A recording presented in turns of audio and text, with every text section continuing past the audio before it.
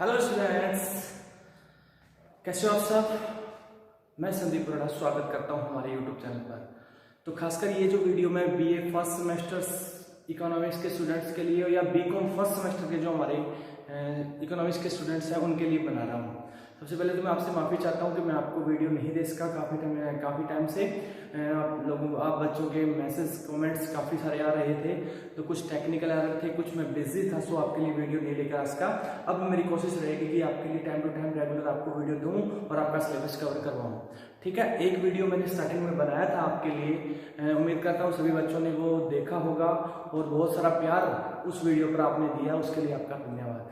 ठीक है, तो अभी हम एक टॉपिक डिस्कस कर रहे हैं, कॉमन टॉपिक है बीकॉम फर्स्ट सेमेस्टर की इकोनॉमिक्स का भी और बीए फर्स्ट सेमेस्टर के जो हमारे इकोनॉमिक्स के स्टूडेंट हैं उनके ऑलमोस्ट उन सभी का कॉमन सा सिलेबस है, क्योंकि बीए फर्स्ट सेमेस्टर के जो हमारे स्टूडेंट हैं वो भी माइक्रो पढ़ते हैं और बीकॉम फर्स्ट सेमेस्टर के जो हमारे स्टूडेंट्स हैं सीडीएल यूनिवर्सिटी के वो भी माइक्रो इकोनॉमिक्स पढ़ते हैं। तो उनका एक बहुत ही कॉमन सा टॉपिक है कोऑर्डिनल यूटिलिटी एनालिसिस, यानी गणनावाचक उपयोगिता सिद्धांत। ये हमारे बीए फर्स्ट सेमेस्टर के जो स्टूडेंट हैं उनका आपकी बुक में 8th चैप्टर दिया हुआ है और बीकॉम फर्स्ट सेमेस्टर के जो हमारे स्टूडेंट्स हैं उनका है 5th चैप्टर है। तो वो हम आज इस वीडियो में डिस्कस करेंगे। ठीक है, तो डिमांड हमने ऑफलाइन शुरू कर रखा है, वो हम वहां से कवर करेंगे। अगर पॉसिबल हुआ तो उसकी वीडियो भी मैं बनाऊंगा। तो अब इस वीडियो में हम कोऑर्डिनल यूटिलिटी एनालिसिस को डिस्कस करेंगे। ठीक है, तो मैं आपको बताना चाहता हूं कि जो थ्योरी ऑफ डिमांड की अगर हम बात करें, मांग के सिद्धांत की बात करें, तो मांग के सिद्धांत होते हैं तीन हमारे क्या है, डिमांड की थ्योरीज होती हैं। क्योंकि यहाँ पर दो क्वेश्चन अराइज होते हैं, कहते हैं कोई भी कंज्यूमर गुड्स एंड सर्विसेज की डिमांड क्यों करता है, उसके बाद कितनी गुड्स एंड सर्विसेज को कंज्यूम करे कि जो उसकी सेटिस्फेक्शन है वो मैक्सिमम हो जाए। तो इन दोनों क्वेश्चंस के आंसर जानने के लिए हमें डिमांड की थ्योरी को स्टडी करना पड़ेगा। तो मैं आपको बता दूं, डिमांड की जो थ्योरी है वो अलग अलग इकोनॉमिक्स ने अपने हिसाब से दी है। ऑलमोस्ट 3 थ्योरीज, 3 सिद्धांत हम मांग के पढ़ते हैं। सबसे पहला है कोऑर्डिनल यूटिलिटी अप्रोच, जिसके बारे में आज हम डिस्कस करेंगे। सेकंड आता है ऑर्डिनल यूटिलिटी अप्रोच और थर्ड है रिवील्ड प्रेफरेंस थ्योरी। तो आपके सिलेबस में 2 थ्योरीज डाली हुई है, थर्ड आपके सिलेबस में नहीं है। कोऑर्डिनल यूटिलिटी एनालिसिस एंड सेकंड है ऑर्डिनल यूटिलिटी एनालिसिस। तो ये दोनों हम डिस्कस करेंगे आज की वीडियो में। हमें डिस्कस करना है क्या, कोऑर्डिनल यूटिलिटी अप्रोच, गणनावाचक उपयोगिता सिद्धांत, इसके बारे में हम जानेंगे। ये बीकॉम फर्स्ट सेमेस्टर के स्टूडेंट के लिए भी है और बीए फर्स्ट सेमेस्टर के जो स्टूडेंट है उनके लिए भी है। तो इस सिद्धांत के बारे में आज हम जानेंगे। तो बच्चों थोड़ा सा ध्यान से इसको समझिएगा, बिल्कुल इजी सा टॉपिक है, अगर समझ में आ गया तो कुछ नहीं। ठीक है, तो समझिएगा। कोऑर्डिनल यूटिलिटी जो अप्रोच है, ये मांग का सिद्धांत आप सभी को पता है। ये जो हमारे 2 क्वेश्चंस हैं उनके आंसर ये देगा। क्वेश्चन क्या थे, गुड्स एंड सर्विसेज की डिमांड क्यों की जाती है और कितनी गुड्स एंड सर्विसेज को कंज्यूम किया जाए कि हमारी जो सेटिस्फेक्शन है वो मैक्सिमम हो सके। तो ये सिद्धांत हमें बताएगा। ठीक है, क्लियर हुआ। तो इस थ्योरी के बारे में सबसे पहले, वैसे तो क्लासिकल बता गए थे, क्लासिकल ने इसको डिस्कस कर लिया था, इसके बारे में बता दिया था, बट 19th सेंचुरी के अंदर ड्यूपिट, गोशेन, वालरस, मेंजर, जेवेंस, ये जो इकोनॉमिक्स थे इन्होंने इसको डिफाइन किया कार्डिनल यूटिलिटी एनालिसिस को। लेकिन जो इनका एक्चुअल डेवलपमेंट किया, जो इसका वास्तविक विकास जिन्होंने किया वो 20th सेंचुरी में मार्शल और पीकू ने किया। मेन जो इसके डेवलपर हैं वो मार्शल माने जाते हैं। कोऑर्डिनल यूटिलिटी एनालिसिस के मेन जो डेवलपर हैं जिन्होंने इस थ्योरी को डेवलप किया वो है डॉक्टर मार्शल। उन्होंने 20th सेंचुरी के अंदर इस थ्योरी को इस थ्योरी के बारे में बताया, इस थ्योरी को विस्तार से हम लोगों के सामने रखा कि कंज्यूमर की सेटिस्फेक्शन मैक्सिमम कैसे हो सकती है, उसके बारे में इसने बताया। अब इसके अंदर क्या चीज सबसे मेन है वो चीज आपने ध्यान रखना है। जैसे कोऑर्डिनल यूटिलिटी एनालिसिस, सबसे पहली जो अजम्पशन थी इस थ्योरी की वो ये थी कि जो यूटिलिटी है ना, यूटिलिटी में आपको बता दूं क्या होता है, उपयोगिता क्या होती है। उपयोगिता क्या होती है, जैसे मैं सिंपल वे में कहूं, wants satisfying power, wants satisfying power, यानी जो हमारी आवश्यकताओं को संतुष्ट करने की शक्ति है ना, उसको उपयोगिता यानी यूटिलिटी कहा जाता है। जैसे हमें लिखने की जरूरत थी, लिखने की जरूरत को पूरा किसने किया, चौक ने। तो चौक उनके आते ही हमने लिखने का काम कवर कर दिया। तो इट मीन्स इसकी हमारी जो आवश्यकता थी उसको इसने पूरा कर दिया, हमें संतुष्टि दे दी, ठीक है ना। तो वो क्या होती है, यूटिलिटी। इस चौक की क्या हुई, यूटिलिटी, उपयोगिता हुई। क्लियर हुआ। अब जो यूटिलिटी है ना उसको ये थ्योरी कहती है, इसके अंदर मार्शल ने बताया है कि यूटिलिटी को गणना में मापा जा सकता है, काउंटिंग की जा सकती है यूटिलिटी। उपयोगिता को गणना में मापा जा सकता है, यानी 1 2 3 4 5 इसमें हम मेजर कर सकते हैं किसको, यूटिलिटी को। ये मेन अजम्पशन थी किसकी, मार्शल की। उसके बाद एक मेजरमेंट दे दिया फिशर ने, जिसको एक्सेप्ट किया इस थ्योरी के अंदर मार्शल ने। वो मेजरमेंट क्या था कि यूटिल्स के अंदर हम यूटिलिटी को माप सकते हैं।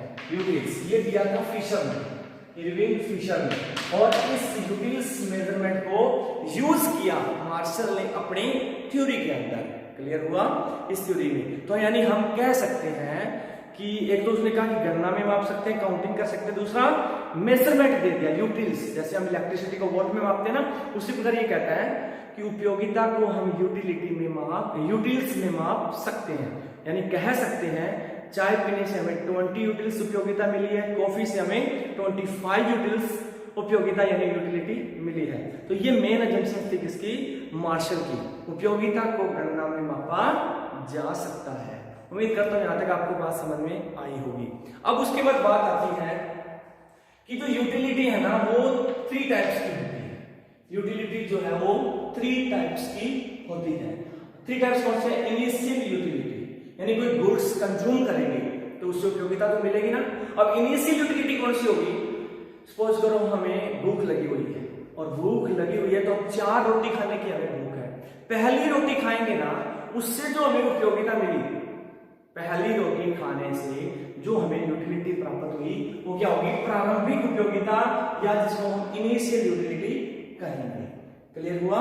उसके बाद आता है टोटल यूटिलिटी। अब टोटल यूटिलिटी क्या होगी, उन चारों की चारों रोटी खाने से जो हमें कुल उपयोगिता मिली वो क्या होगी, टोटल यूटिलिटी। क्लियर हुआ।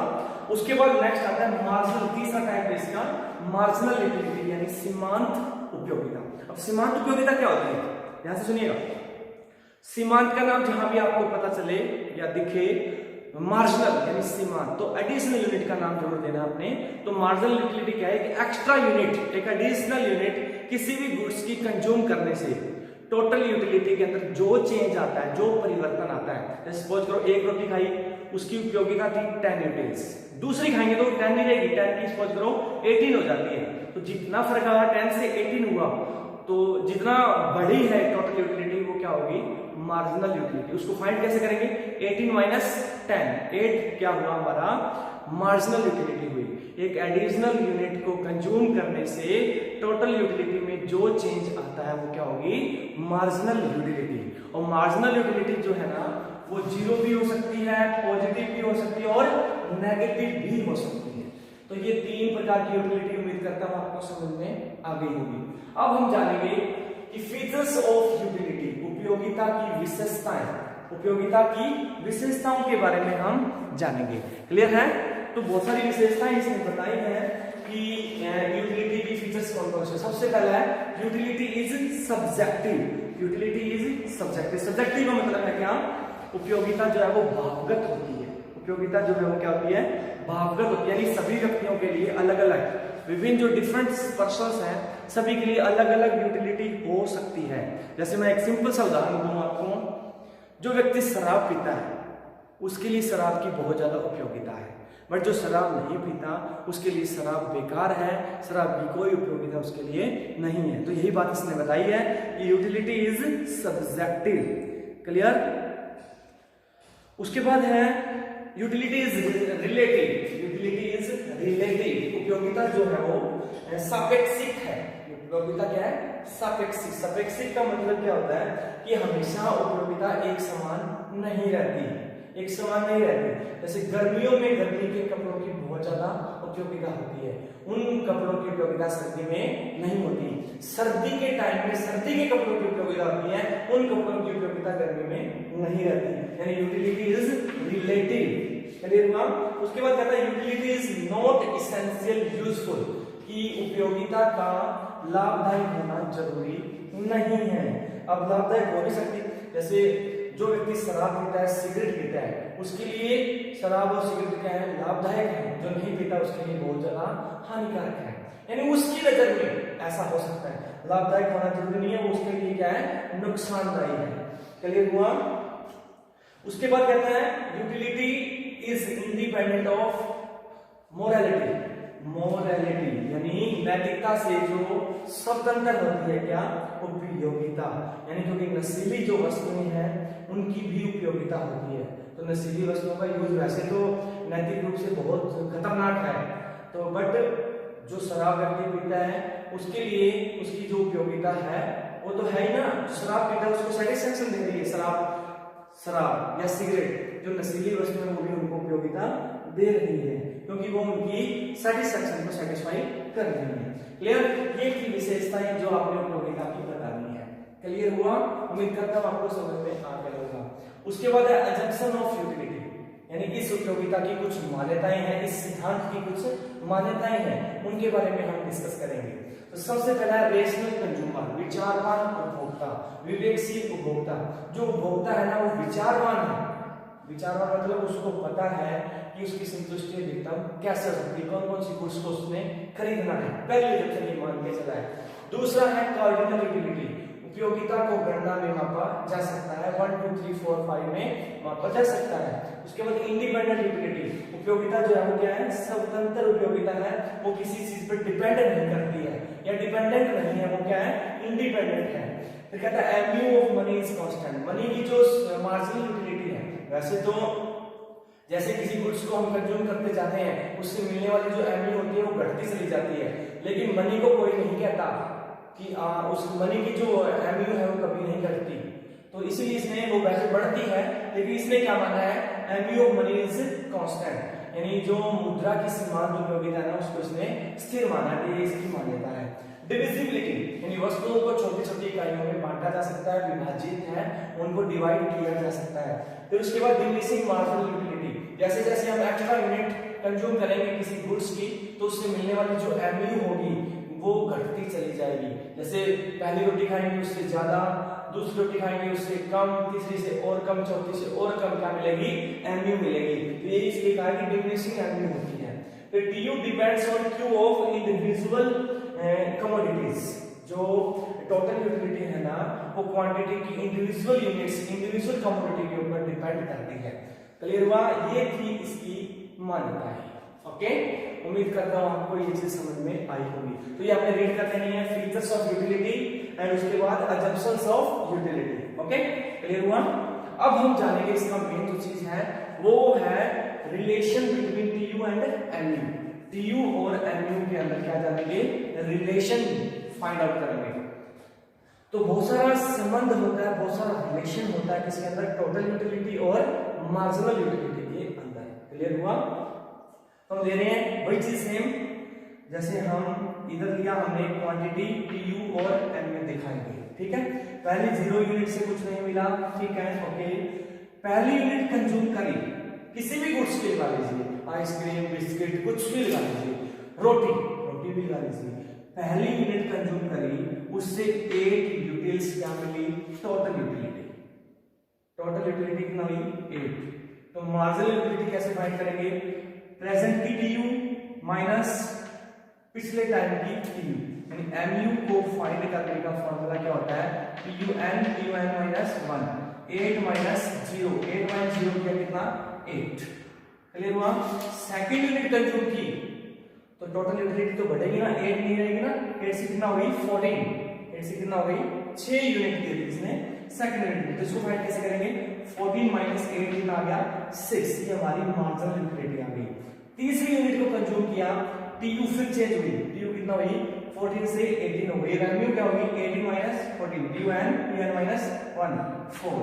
फोर्थ यूनिट कंज्यूम की, ये 18 से कितना होगी 20, तो रेवेन्यू कैसे फाइंड करेंगे, 20 माइनस 18 कितना हुआ 2।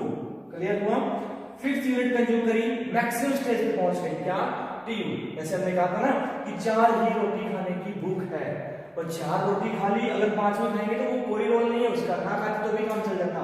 वही सेम चीज है, जो यूटिलिटी है, टोटल यूटिलिटी है वो कितनी रहेगी 20 की 20, और वहां पर 20 माइनस 20 एमयू कितना होगी उसकी 0, एमयू उसकी क्या रहेगी 0, क्योंकि उसने कोई काम नहीं किया।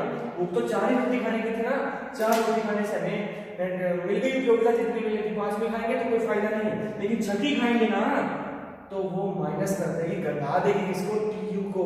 अब कितना होगी, 20 से ये 18 हो गई, तो एमयू कितना होगी 18 माइनस 20 यानी -2। यानी अब जो 6 रोटी खाई उसने नेगेटिव काम करना शुरू कर दिया, हमारी पाचन शक्ति को खराब करना शुरू कर दिया। ओके, तो आपको समझ में आया होगा ये टीयू और ये एमयू। एमयू जो है ना वो 8 6 4 2 0 -2, एमयू जो है वो घटती जा रही है। एमयू क्या है, घटती जा रही है, क्योंकि एक्स्ट्रा जैसे जैसे यूनिट को कंज्यूम कर रहे हैं उससे मिलने वाली जो सीमांत उपयोगिताएं मार्जिनल यूटिलिटी है वो कम होती जा रही है, डिमिनिशिंग होती जा रही है। तो ये हमारे पास आ गया टीयू और ये हमारे पास आ गया एमयू। अब हमने रिलेशन देखना है, क्या रिलेशन क्या है देखिएगा ध्यान से थोड़ा सा। स्टार्टिंग में टीयू बढ़ रही है, टीयू इंक्रीज हो रही है, टीयू इंक्रीज हो रही है तो एमयू जो है वो क्या है, पॉजिटिव है, 8 6 4 पॉजिटिव है। लेकिन जब टीयू मैक्सिमम हो गई, देखो 20 के बाद नहीं बढ़ा है, 20 रहा है, टीयू जब मैक्सिमम हो गई है ना तो एमयू क्या उसमें 0, टीयू मैक्सिमम उस समय एमयू क्या है 0 है। लेकिन टीयू ने जब गिरना शुरू कर दिया तो उस समय हमारी जो एमयू है वो क्या हो गई, नेगेटिव हो गई, माइनस हो गई। तो ये चीज आपको ध्यान में रखनी है, टीयू जब बढ़ रही है एमयू पॉजिटिव रहती है, टीयू जब मैक्सिमम हो जाती है एमयू 0 हो जाती है, टीयू जब गिरने लगती है तो एमयू नेगेटिव हो जाती है। ये इसके अंदर रिलेशन है, ये आपने ध्यान रखना। हमने इसको डायग्राम से भी जाना है, ये हमने बना लिया टीयू का डायग्राम। टीयू जो ये क्वांटिटी को हमने कहां दिखाया, एक्स एक्सिस पे दिखा दिया, और जो हमने टोटल यूटिलिटी है वो कहां दिखा दिया, वाई एक्सिस पे। पहली यूनिट से 8 मिला, सेकंड से 14, थर्ड से 18, फोर्थ से 20, फिफ्थ से फिर 20, यानी कि यहाँ पर क्या है मैक्सिमम हुआ। अगर 6 यूनिट को कंज्यूम किया तो ये 18 हो गया, टीयू गिरने लगी। ये हमने कर्व बना दिया इसका टीयू का, मैक्सिमम के बाद गिरना शुरू कर देता है। अब इसके साथ साथ इसी के बिल्कुल नीचे हमने क्या बनाया, एमयू, क्योंकि दोनों में हमने क्या दिखाना है, रिलेशन शो करना है टीयू और एमयू के अंदर। टीयू का कर्व बनाया और नीचे क्या बनाएंगे, एमयू का। यहाँ पर हमने दिखाया एमयू वाई एक्सिस पे और एक्स एक्सिस पे हमारा वही चीज क्वांटिटी को हम शो कर रहे हैं। पहली यूनिट से कितना थी 8, एमयू कितना थी 8, सेकेंड यूनिट से 6, थर्ड से 4, फोर्थ से 2, फिफ्थ से 0, 6 से -2। वही चीज यहाँ पर हमने शो की है, हमने पॉइंट जनरेट किए हैं और उन पॉइंट्स को मिलाने पर जो हमारा नेगेटिव स्लोप का कर्व बना है ये कौन सा है, एमयू का कर्व है। क्योंकि जैसे जैसे हम एक्स्ट्रा यूनिट को कंज्यूम करते जा रहे हैं जो हमारी एमयू है वो गिरती जा रही है। फिफ्थ यूनिट से 0 हुआ और उसके बाद हमने और कंज्यूम किया 6, तो ये हमारा क्या होगा, नेगेटिव यहाँ पर शो हो रही है। इस पॉइंट पर एमयू 0 है और इस पॉइंट पर देखिएगा, यहाँ पर इसको मिला दो, देखिएगा यहाँ पर टीयू क्या है, मैक्सिमम है और यहाँ पर एमयू क्या है, 0 है। और टीयू ने जब गिरना शुरू किया तो एमयू देखिए नेगेटिव हो गया है, ये -2 नेगेटिव आपने शो करना है। जैसे ही टीयू बढ़ रही थी एमयू पॉजिटिव स्लोप में था, टीयू मैक्सिमम हुआ एमयू 0 हो गया, टीयू ने गिरना शुरू किया एमयू नेगेटिव हो गया। क्लियर है? तो ये था इसके बीच में रिलेशन जो आपने एक टेबल से भी दर्शाना है और एक डायग्राम से भी शो करना है। तो आप क्या करना, आपसे रिक्वेस्ट करता हूं कि ये आप टेबल बनाइएगा और टेबल के साथ साथ डायग्राम बना के प्रैक्टिस करके देखिएगा, प्रैक्टिस से ही पॉसिबल हो पाएगा। क्लियर है? अब उसके बाद बात आती है नेक्स्ट कि इस थ्योरी के अंदर मार्शल ने ना 2 लॉ यूज किए हैं। एक है law of diminishing marginal utility, second है law of equi marginal utility, यानी घटती सीमांत उपयोगिता का नियम, और दूसरा है सम सीमांत उपयोगिता का नियम। ये 2 नियम यूज किए हैं जिसने मार्शल ने। इन दोनों के बारे में हमें स्टडी करना पड़ेगा। तो सबसे पहले हम स्टडी कर रहे हैं law of diminishing marginal utility के बारे में, घटती सीमांत उपयोगिता के बारे में। एक चीज और ध्यान रखनी है आपको, ये जो लॉ है ना, ये है हमारे इकोनॉमिस्ट गोशेन, ये गोशेन का फर्स्ट लॉ है, गोशेन का फर्स्ट लॉ। गोशेन हमारे इकोनॉमिस्ट हैं, उनका ये नियम था और मार्शल ने इस नियम को अपनी थ्योरी में यूज किया है। इसको घटती सीमांत उपयोगिता का नियम, ये वही नियम है जिसके बारे में हम यहाँ भी डिस्कस कर लिया है, लेकिन यहाँ पर मैं दोबारा बता रहा हूँ कि जैसे हमने यूनिट्स जैसे जैसे हम कंज्यूम करते हैं ज्यादा, एमयू जो है वो घटती चली जाती है। पहले यूनिट कंज्यूम की उससे जो एमयू मिली वो 4, सेकंड से 3, थर्ड से 2, 4 से 1, 5 से 0 और 6 से -1।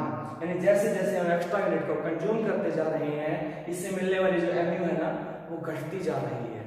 ये चीज आपने ध्यान में रखनी है। जैसे जैसे हम एक्स्ट्रा यूनिट को, यही लॉ है, law of diminishing marginal utility क्या है, जैसे जैसे हम एक एडिशनल यूनिट को कंज्यूम करते जाएंगे उससे मिलने वाली जो एमयू है, मार्जिनल यूटिलिटी है, वो कम होती चली जाएगी, डिमिनिशिंग होती जाएगी, जो 4 से -1 तक आ गई है। इसको हमने डायग्राम से भी शो किया है। ये सेम जो नीचे वाला डायग्राम है वो एज इट इज आप यहाँ पर बना सकते हो। नीचे दिखाई हमने यूनिट्स जो यूज किया और यहाँ पर दिखाया एमयू। फर्स्ट से 4, फर्स्ट यूनिट जो कंज्यूम करी उससे 4 एमयू मिली, सेकंड से 3, थर्ड से 2, 4 से 1, फिफ्थ से 0 और 6 से -1 हमें क्या मिली, एमयू मिली। ये नेगेटिव स्लोप का हमारा क्या बन गया, एमयू का कर्व बन गया। और यही लॉ है, law of diminishing marginal utility. Okay, उम्मीद करता हूं जितनी बातें मैंने आपको बताई हैं वो आपको समझ में आई होंगी। इतना सा आप आज के लिए इस वीडियो में इतना सा आप अपनी बुक में रीड कर लीजिएगा। बीकॉम फर्स्ट के जो स्टूडेंट्स हैं उनका 5th चैप्टर, बीए फर्स्ट के जो स्टूडेंट्स हैं उनका 8th चैप्टर आपकी बुक में है। वीके पब्लिकेशंस की जो बुक है आपकी उसमें से रीड कर लीजिएगा, ठीक है। बाकी का हम डिस्कस करेंगे कल की वीडियो में। अब आपके लिए डेली वीडियो आएंगी और हम ऑनलाइन सिलेबस को कवर करेंगे, ठीक है। और इस वीडियो को ज्यादा से ज्यादा अपने फ्रेंड्स तक शेयर कर दीजिए ताकि उनको भी हेल्प मिल सके, ठीक है। जिसने बुक परचेज नहीं की है वो वीके पब्लिकेशंस की, बीकॉम वाले बच्चे भी वीके पब्लिकेशंस की माइक्रो इकोनॉमिक्स खरीद लें बीकॉम फर्स्ट सेमेस्टर के सिलेबस के हिसाब से। और बीए फर्स्ट सेमेस्टर के जो स्टूडेंट्स हैं वो भी वीके पब्लिकेशन की माइक्रो इकोनॉमिक्स की बुक परचेज कर लें। उसी बुक में से मैंने आपको ये सिलेबस करवाया है और ज्यादा से ज्यादा उसमें से रीड करने की कोशिश करें जितना मैंने आपको करवाया अच्छे से। फिर भी अगर कोई प्रॉब्लम आपको है तो वो मुझे कमेंट करके बता देना, फिर मैं आपको सोल्व करने की कोशिश करूंगा। और अगर आप हमारे चैनल पर नए हैं तो सब्सक्राइब कर लें, घंटी का बटन दबा दें ताकि आने वाली नई वीडियो की नोटिफिकेशन भी आपको मिल सके। Thank you.